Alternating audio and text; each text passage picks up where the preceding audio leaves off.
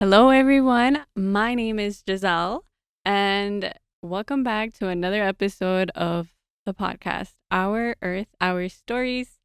Today, I have some very special people to me. I have one of my mentors who have I known for how many years? It's been a long Ever. time, forever. So long did you Um, take the four off? yeah, and one of my former students. Um, but yeah, I will let them introduce themselves.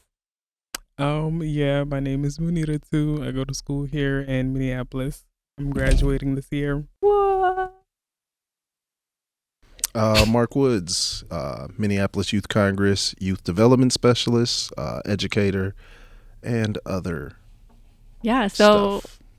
these people and formerly me, we were all part of the Minneapolis Youth Congress, or what a lot of us refer to as MYC. And yeah, why don't we have Mooney maybe tell us a little bit more about MYC? Okay, right. NYC. So I joined just last year. So I've by the end of my senior year, I'll be here for about 2 years. So far, I would describe NYC as like a youth advocacy space. So, and we do that in different ways. Um, Currently, we have 5 different committees. We have the health committee, education, housing, and transportation, and green. I'm a part of the education committee. Um, and so we usually have different groups, like local groups that come in that are doing some sort of like government or policy work. And they usually present something to us, some sort of information, something going on in the city, and they ask for our input as youth, something to change, something to improve. And we hope that they do something with that feedback. Yeah, that's like a short little recap. Uh, um, Mark. Um, just to add to it, we are an intergovernmental organization that captures youth voice with a cohort. We used to be about 50 to 60 young people.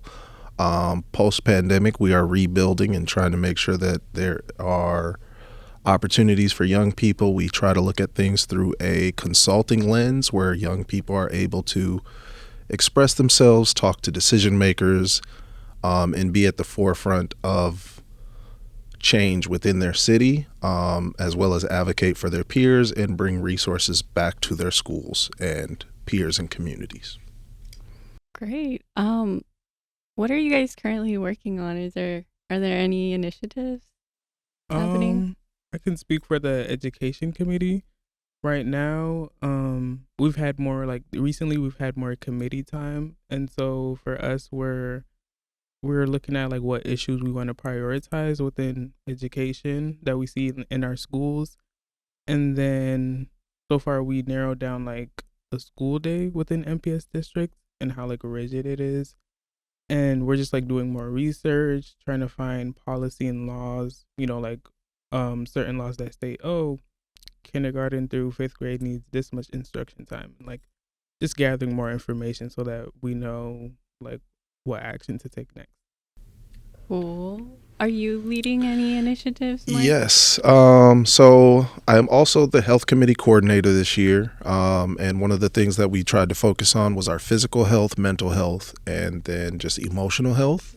That being embodied, what we have done is plan to take a 10-year reflection on the movie The Raising of America. It's a documentary, 6 episodes. But a handful of doctors, specialists, and researchers have been doing research for over 20 years about the development of young people. And 2025 is the 10-year anniversary, and we're kind of doing a reflection of, has our society listened to the information given on this documentary, as well as when they haven't, where are we falling back and where are we going the wrong direction? Cool. Just quickly, what brought you guys to NYC? Why did you guys decide to join? I guess I'll go first because my history with MRC is much, much shorter. um, so I had a mentor from a different group that I was a part of called Learning Works. Um, I don't know, should I say her name? She, let's see, she came back to my high school to teach. Like, she's a teacher there now, and we had like reconnected there. And she was a coordinator at NYC at the time. That was last year. And so she had recommended that me and a few of my other friends join. See, and when I first heard it, I'm like, government, Congress, policy work, that didn't sound too appealing to me. But she was really, really pushing that like I should join. And the worst thing that could happen is that I don't like it. I leave, never show up. But me and my friends ended up deciding to join because she knows me well, and she wouldn't like recommend something that I wouldn't like gear towards eventually. And so yeah, been here ever since. What about you, Mark? What is your history Oh with my. NYC? So I worked within the Beacons Network, Minneapolis Public Schools, and did a lot of things with Pam McBride, who was what title did she have? She was a former consultant. Evan Barnett, RIP, was a person who I grew up from early childhood. He was a part of building the entire outreach team as well as the Youth Congress. And so when it first started, I was bringing my Beacons classes to MCTC, where they first did their consensus workshops to come up with the committees and other things. And later down the road, I was asked to join the outreach team. And then they were like, so we also, and I didn't know what it was. I was just like, all right, like, if you guys want me to do it, I'm already here. So it was a very large learning curve to really figure out like what it is, the politics of it, making sure that young people had space to speak in places that some adults were like, why are you even at the table with me? And just that power of being intergovernmental and having access to different entities, the park board, the health office, the department of education, like The mayor's office, to really be able to sit in front of these people and speak your piece. Yeah. Really is what made me stay. And then just the growth of the young people. We've had so many young people come through who have done amazing things where it's like, we are the solution to our own problems. Yeah. Proximity is it. And if Youth Congress is a space where I can still hold that and get authentic youth voice and actually support young people, not just performatively, it just made me stay. So now, 10 years in? A little over 10 years? It's going to, Probably over 10 years. Now I've come up through the ranks, watched coordinators move around, come and go, and yeah. so now we're just trying to build and see what young people are advocating for and working on in this time frame. Yeah. Well, this podcast is like environmental, like telling your story in connection with nature. And so I wanted to bring NYC because they obviously have a green committee. And so I sort of wanted to get like youth perspective and just someone that like sort of leads the group, see what they thought about youth issues in relation to environmental work and such. So I guess this question is particularly for you, Marc. How do you see environmental concerns connecting with other youth priorities?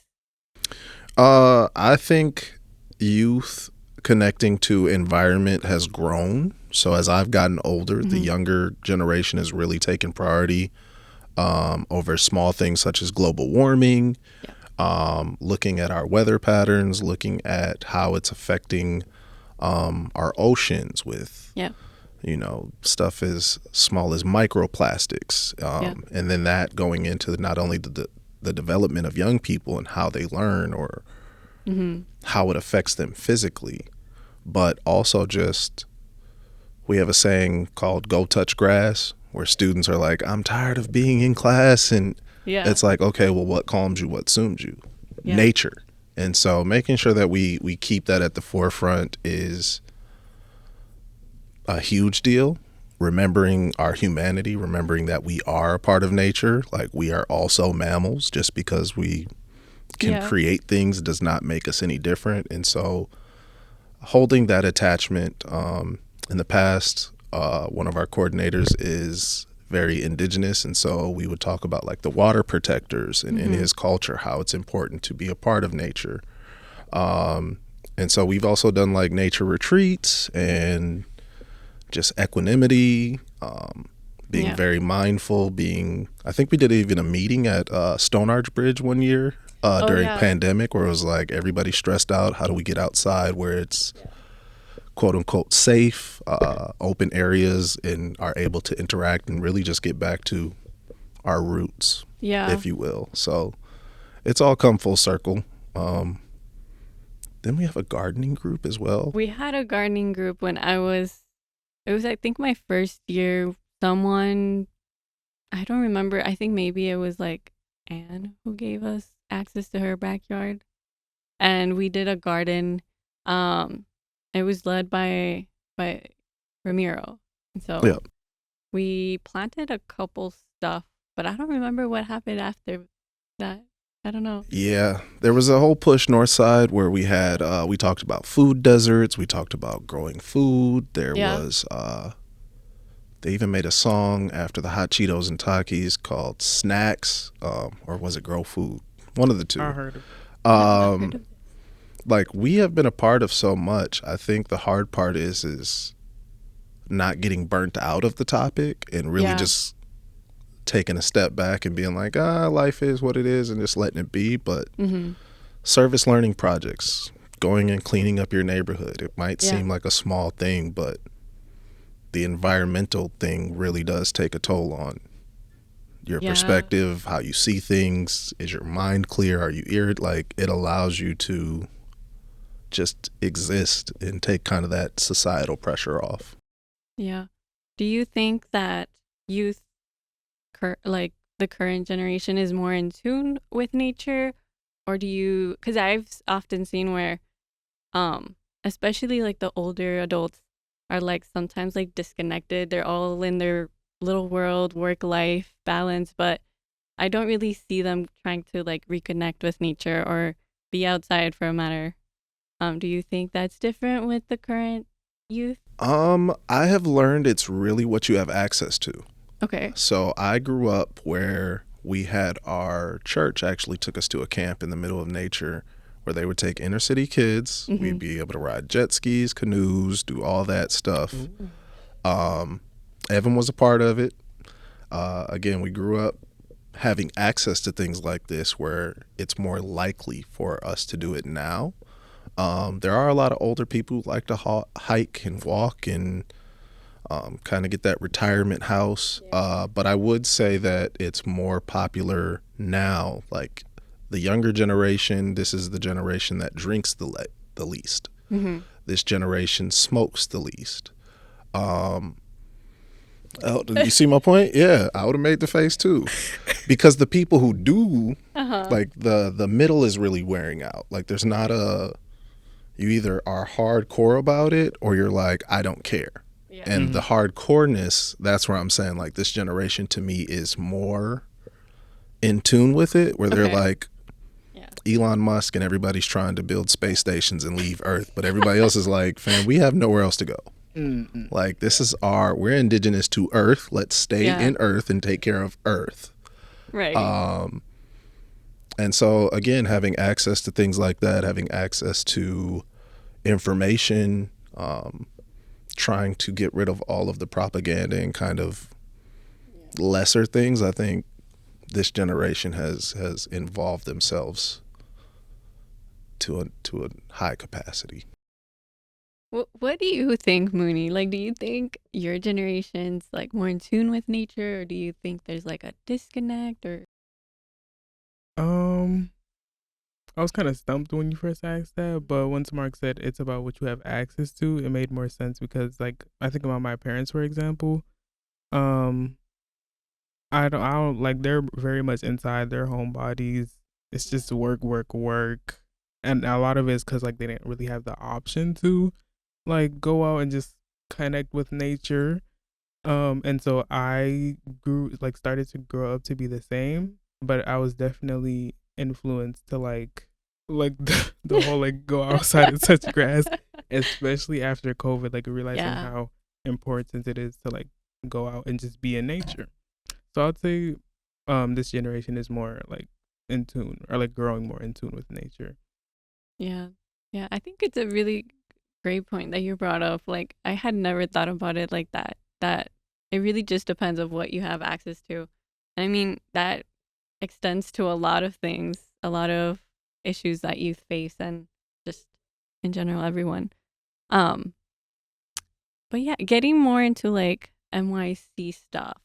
Um, how do you, I mean, why don't you're the health committee coordinator, right? Correct. What committee? I'm in education. Okay. You're in education. Mhm. And how do you see like environmental issues such as climate change, global warming in conjunction with the work that you do in the education committee? Um, I would say so far we haven't taken like specific actions towards that, like merging those two topics.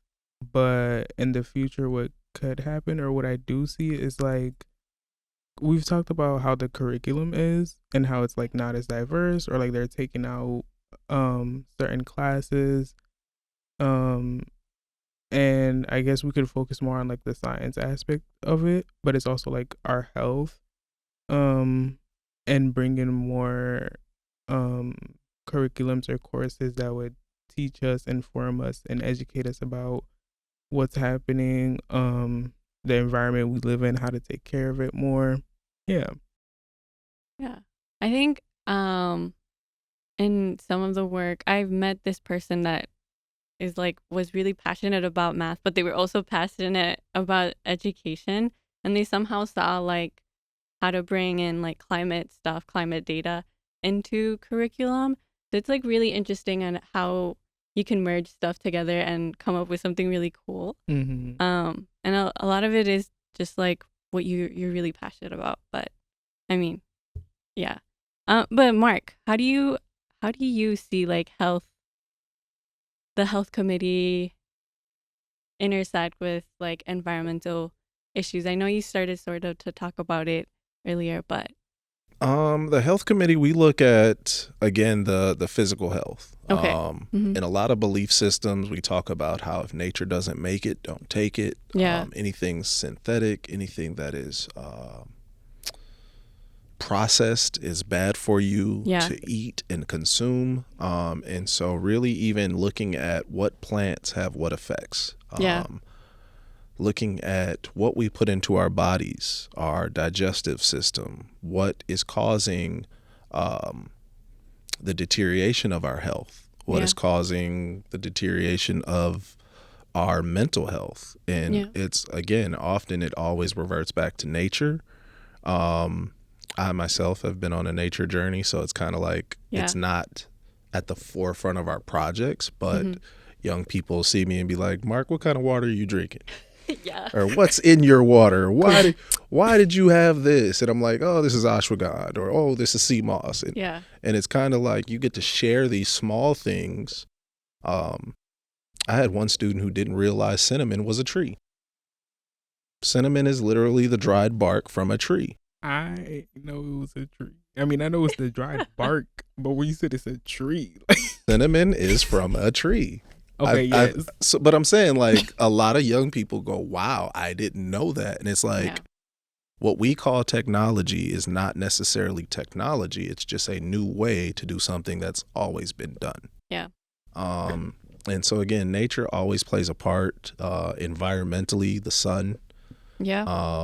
I know we argue about South only having windows on the third floor and not everybody has classes up there. But not having access to the sun, seasonal depression, like things like that are really what drive a lot of our conversations. And so it's always at the forefront.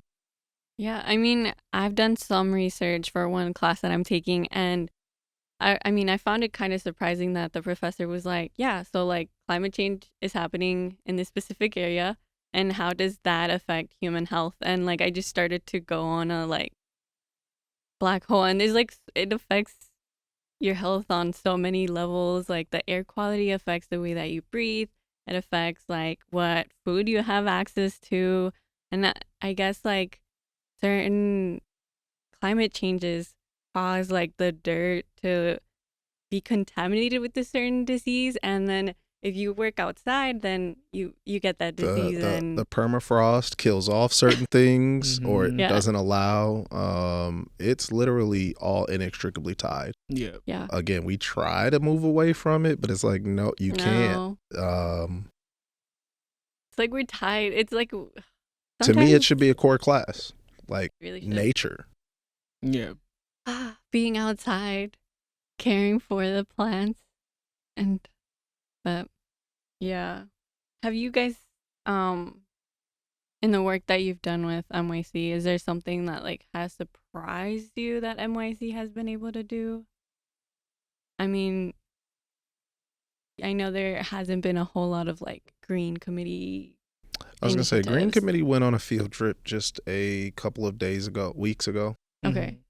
They went to the water center, and Okay. so them really figuring out like what they want to do, but also being mindful of like if we create an attraction to it, Yeah. that's going to bring more pollution. And so how do we balance that? Okay. And I think that's always an indigenous practice of indigenous sciences is like take what you need, Yeah. not just take because you don't know if you'll be able to replenish it. We don't know time frames. And so that project seemed small, but it was kind of a big deal. You've been around longer, so the Rethink Your Drink campaign, the tobacco initiative has now transformed into the vaping initiative. Okay. Same policies, just different distribution. And so the laws don't apply to that type of distribution. Okay. So we're having to recycle.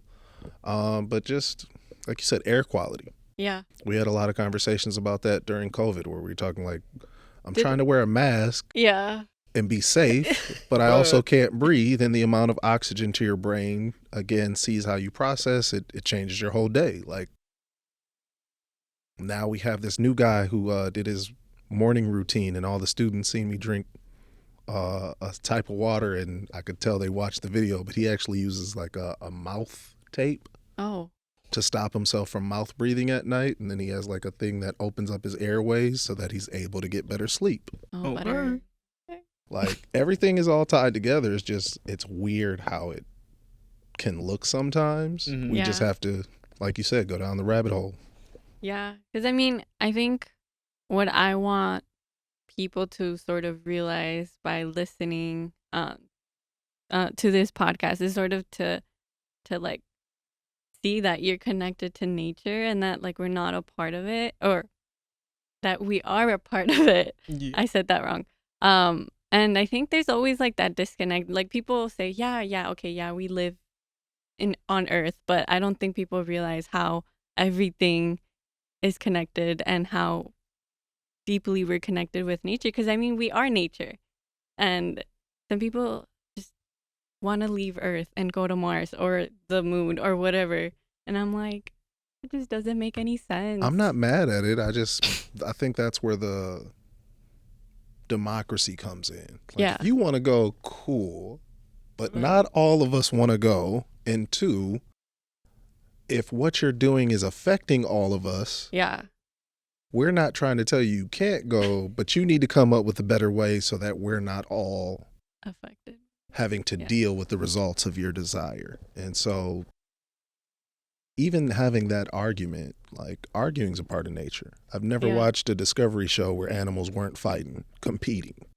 coming at each other's lives, whether it was for mating privileges, whether it was for land privileges. Are we not doing the same thing? Like, I mean, there's the predator versus prey thing. That's like a natural dynamic. We demonize one, but we accept the other. And it's like, aren't they both entitled to their opinion? Like, I don't, it's difficult, but it's not. Yeah. But I think we're sort of coming to an end, but I think I wanted to see, how hopeful are you guys that people will do anything to like preserve the environment, nature, with like climate change going on, do you think that we'll eventually get to a point where we can fix this issue of climate change, or is that just like out of the door? I see some faces. I want to hear. I'll say the some camera thoughts. been looking at you shake your head for a minute. Yeah, I'm not that hopeful personally. Okay. I think it's out of the door. That doesn't mean we shouldn't try, or like at least spread awareness and raise awareness. But like looking at who's in power, who has authority and stuff. Obviously, a lot of power lies in community as well, but there's a lot of barriers. That's why I'm not that hopeful about it. Okay. What are your thoughts, Mark? I'm more hopeful. The world has kind of history-wise has restarted a few dozen times. Yeah. Archaeologists have to dig it up to find it, but the earth will always replenish itself, even if it gets rid of the problem, which might be us. Yeah. I mean, if we want to go to like even belief, we talked about Noah having an ark and replenishing the whole world. Like, if you believe that and Earth still continued, like, it'll go. But I think being human and bringing that concept, life always goes on. And so I don't worry about it personally. I just want to make sure that the young people are able to adapt and not be ignorant and go into a situation where they don't know what they're facing. And I think that's where the work comes in, where even if it's just a conversation, but I'll root on the underdog. Okay, so me, like, looking at Gen Z and like looking at certain statistics about Gen Z, such as us being like the most socially active or politically active, gives me a little bit more hope. And then me also as a Muslim, like how Mark was saying, like life still goes on, and we've had so many historical crazy events and life still went on. So it's like I have belief, but not in the people, I guess. Somehow. Okay. I will concur on that one. I mean, nature naturally like balances itself out. I mean, we have energy coming in from the sun. It's basic conservation of energy. What comes in goes out. And so like, sure, we're going to experience really hot temperatures based on the data that we do have available. So, but it'll get to a point where, it'll balance out, and maybe we're not going to be here because it'll be too hot or too cold. Who knows what will happen. But yeah, I was going to say something. It just disappeared from my train of thought. But yeah, do you guys, now that I think we should probably conclude the episode, do you guys have any remaining thoughts on what we talked about? Any last minute messages to the audience? For me, that does kind of give a great conclusion that a part of nature is that it continues, it finds a way, it adapts, and to always keep your head on a swivel and not look at school or learning ending just when you turn 18. It's like life is a continuous lesson. It's a continuous journey. Enjoy it. All the cliches. Stop and smell the flowers, touch grass. Like, yep. Actually do it. Life is so crazy that you really just sometimes have to appreciate it. Go down to the falls. Be around water. The ocean. Like, I love do as the much ocean. as you can. And just appreciate what you have while it's there.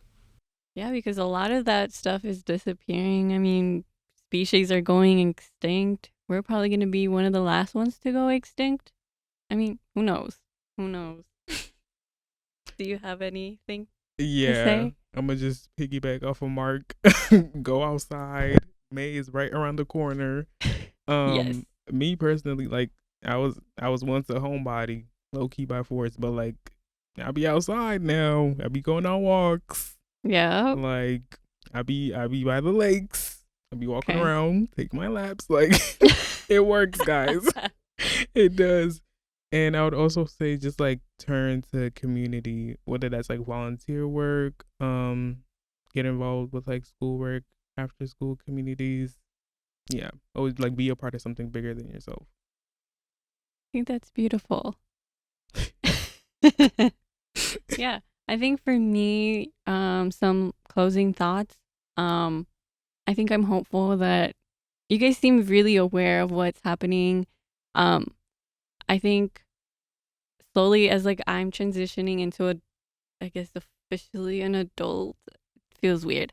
Um, I just really want not only like people around my age, but people younger like you to actually do something. I think I've noticed, at least with my generation or like people my age, we talk and talk and talk, but then sometimes nothing gets done. So I really don't want that to happen to you guys. So if you have a great idea, like go out and go do it. No matter if you have to jump a whole bunch of loops. I was able to make this happen, so I know people can do it. It's just a matter of dedication. But yeah, um, stay out in nature and yeah, live life. And that's it. That's all I have for you guys. Bye.